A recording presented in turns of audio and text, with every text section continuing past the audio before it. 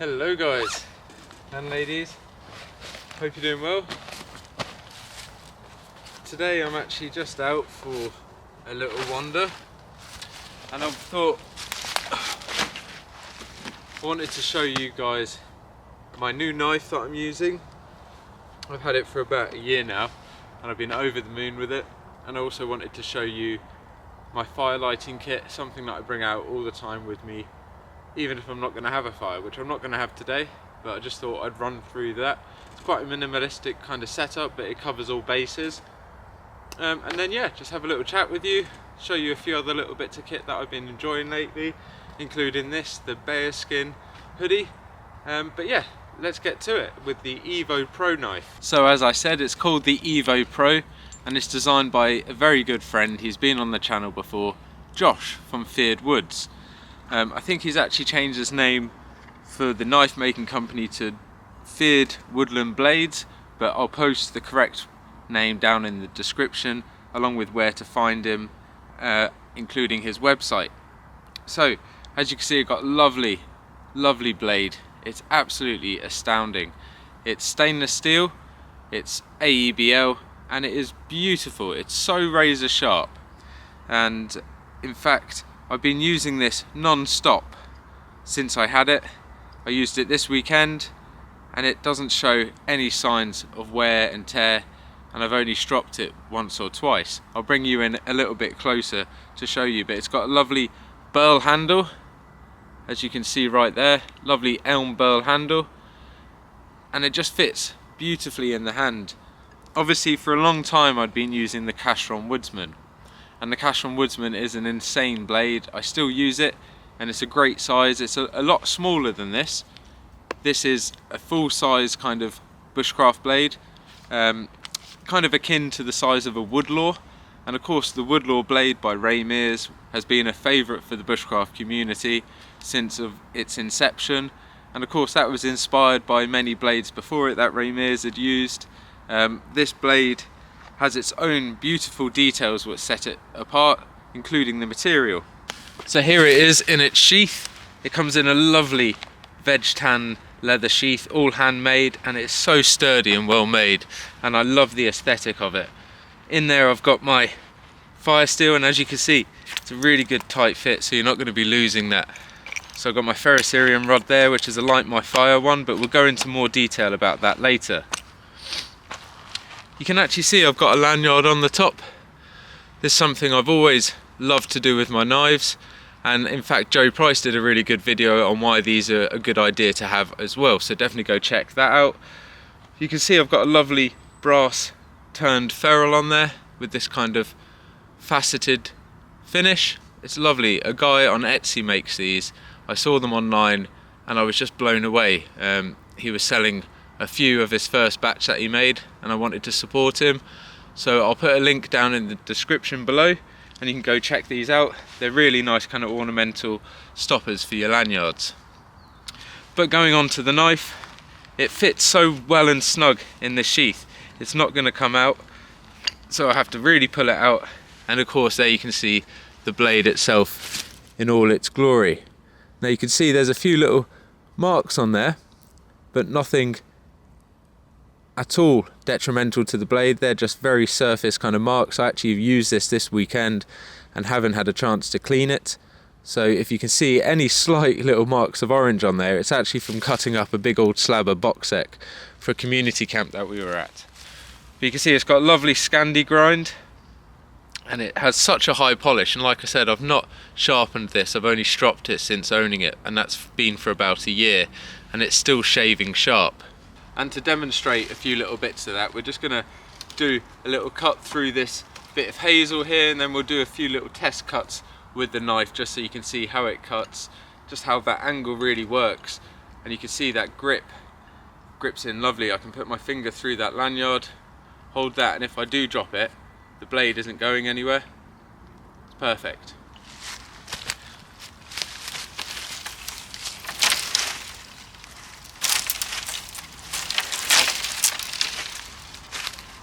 So I've got this hazel here.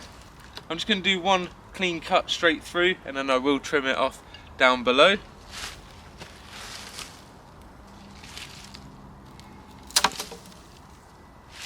So you can see that was one lovely clean cut, one swift movement straight through. And that's exactly what you want from a knife, and when that hasn't been sharpened for a year, just been stropped, and you've seen me in my videos abusing this thing, it definitely speaks for itself.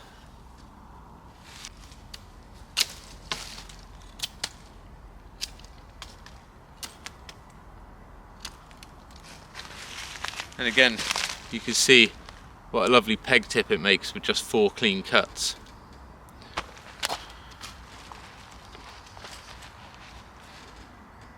I'm also going to act as if I was making a pot hanger, so I'm going to do a few different cuts on here just to test and demonstrate to you how it works.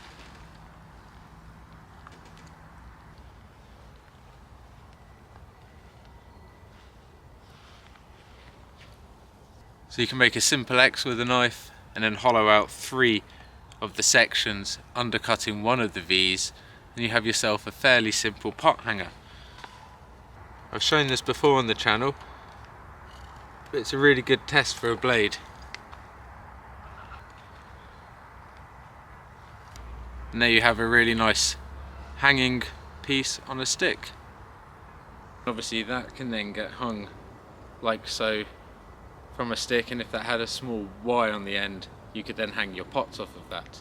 Really clever design, and it's just a good little cut to test with knives and demonstrate how it can be still nice and acute at doing small fine stuff whilst being able to brute force through some thicker stuff. Now I don't actually have any material around me to do any batoning with, but you have to take my word for it that this is a brilliant blade for it, as is of course any knife. And this video isn't meant to just be showing off a knife.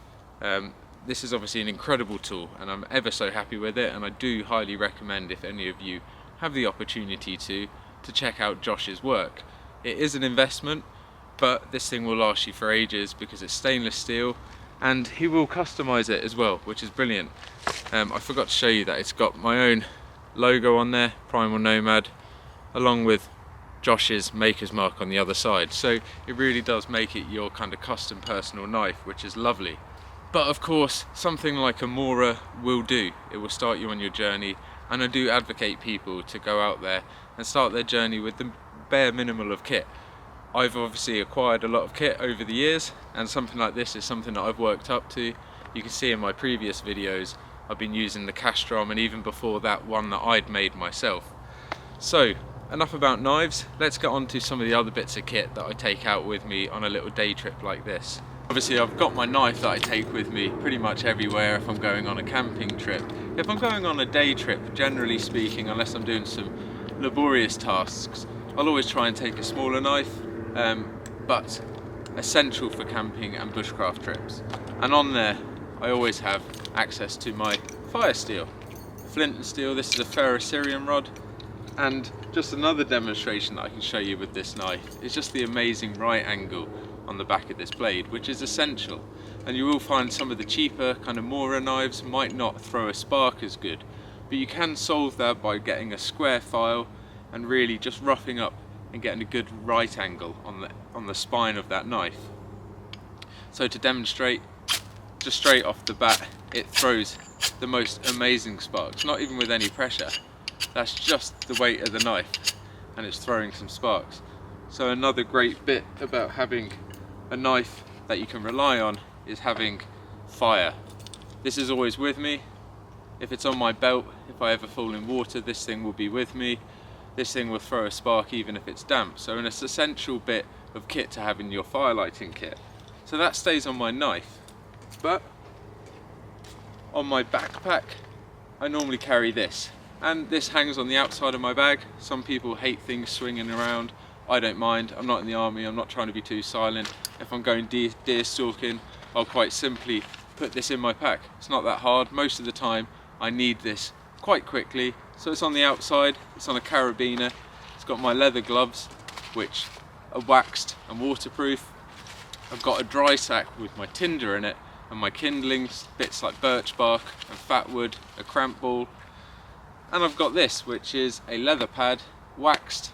It's made by Thornhill Ultra Heavy, and that's just used for basically starting all of my fires on. So if I get my tinder bundle, I can put it down on here, I can put this on the ground, throw my sparks onto here and transfer this to my fire. This keeps my tinder materials off of the damp ground, which is always an issue, and it's never nice to be kind of putting your knuckles onto hard sticks or rocks trying to light a fire. It just gives you that little bit of cushioning. So that's really my basic kind of 2 items that I rely on the most in my bushcraft journey.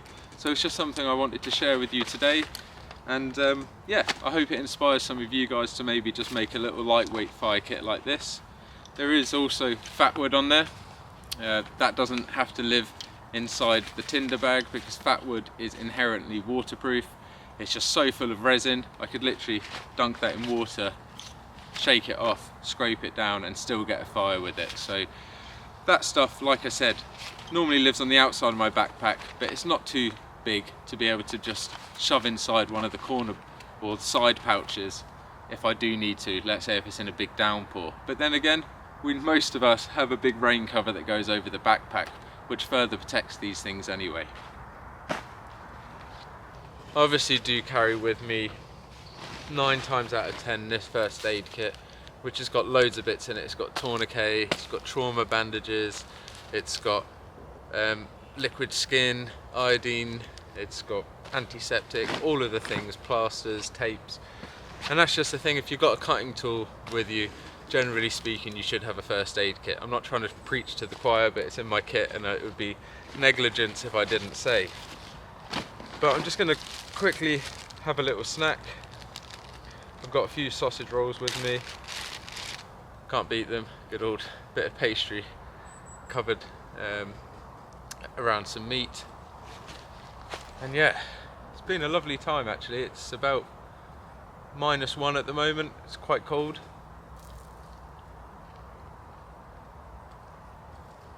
And I did obviously want to say a big happy new year to you guys.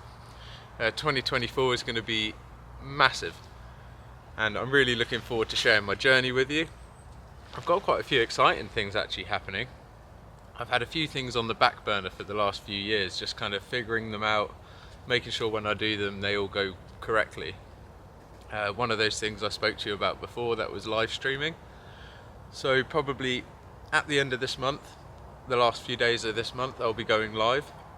So I will put out a brief kind of short reel on Instagram and some stories and a post on YouTube just to detail when I'll be going live so you guys can join me for the premiere. That would be really appreciated.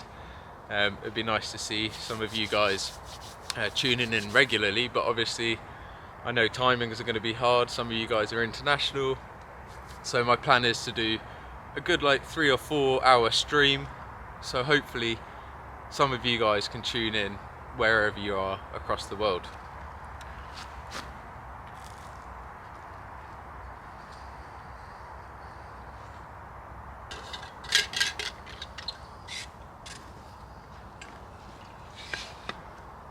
Another cool thing that I've had on the back burner has been soaps. And you're probably thinking, soap? Why is that on the back burner? But I actually mean making soaps. I've always had a massive interest in herbal kind of natural soaps. I think that started actually when I was a young child going to the Weald and Downland Museum, and we got to make up some soap balls with loads of different herbs in them. They smelt amazing. So I've always had this fascination with that kind of soap, and actually a few years ago got into making it myself. So I won't go into too much information because in a video not too far away I'm going to be doing an episode dedicated to the kind of soap making stuff, but I wanted to share that with you. So again, coming up probably, I'd say February, because these things have to take time to cure. Soap isn't a kind of just an instant product, but by probably about February time there should be some kind of exciting news about where you can buy some of my soaps. And again, it would be awesome if you guys could give me a little bit of support with that. It's something I've been working on for ages, and I can just guarantee that they're all amazing soaps. I'm going to go into more detail like I said, but yeah, it's something I'm really excited for, and hopefully they'll just be really useful for you, last a long time, and ensure that you're cleaning yourself with something really natural. Some of them will have some artificial kind of fragrances in there, but they're fragrance oils based on essential oils. So it's a really complicated thing. A lot of licensing, a lot of kind of science has gone into it, a lot of chemistry, a whole load of admin as well. So it's been kind of a health and safety nightmare really, but we'll get into that in the future. But yeah, another really exciting thing that I'm looking forward to share with you guys in the future. And talking about sharing, actually, before I finish my sausage roll, kind of given up on that now, I wanted to talk about this hoodie. This is a BAERSkin hoodie, BAERSkin actually, B-A-E-R skin, and it is amazing. It is one of these items that you kind of neglect. You think, well, a fleece is just a fleece, isn't it? And this kind of informed me that actually no, there's so many different levels to fleeces that you might be unaware of. I've had many a fleece in my past and they're all kind of really cozy, but they do let the wind through. Whereas this, it's amazing. It doesn't let a breeze through it. It is windproof. It's not overly thick, but it's a really good warm insulating soft layer. It's got loads of pockets, and it just fits so well. I love the colour, I love the feel. It's utilitarian. It's got the Velcro patches on here, so like you saw earlier, I could fix on a patch. Really ideal. It's got pockets literally everywhere in this thing. It's got a pocket there, pocket here, pocket there, 2 pockets at the front. It's got a poacher's pocket at the back, which I absolutely love. It's great for storing materials, or if you get the old cheeky old squirrel or whatever, chuck it down there so the old landowner doesn't see. Yeah, I'm joking, obviously. But yeah, then it's got loads of internal pockets. It's literally got dump pockets and then zipped pockets. So you've got pockets for days, which is always helpful if you're carrying tinder, firelighting materials, maps, anything else, little gadgets. But no, really impressed with it. So I definitely recommend go checking it out. It was really kind of them to send me this as a little Christmas gift. It was really nice of them actually, especially with this cold weather coming in. So I'll put a link down in the description below, and if I've got a promo code or anything like that, I'll also do the same.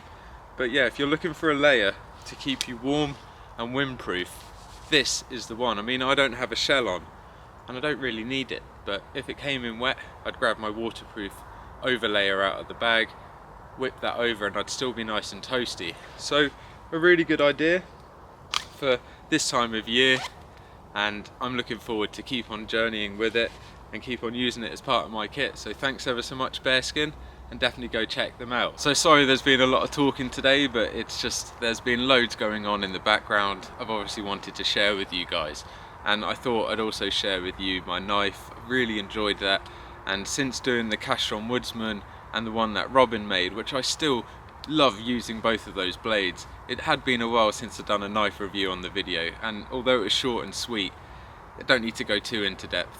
And that's again the same with the Firelighting kit. It doesn't need to be complicated, so just keep it simple and go out and enjoy your time in the woods, if sometimes too many options are a nuisance.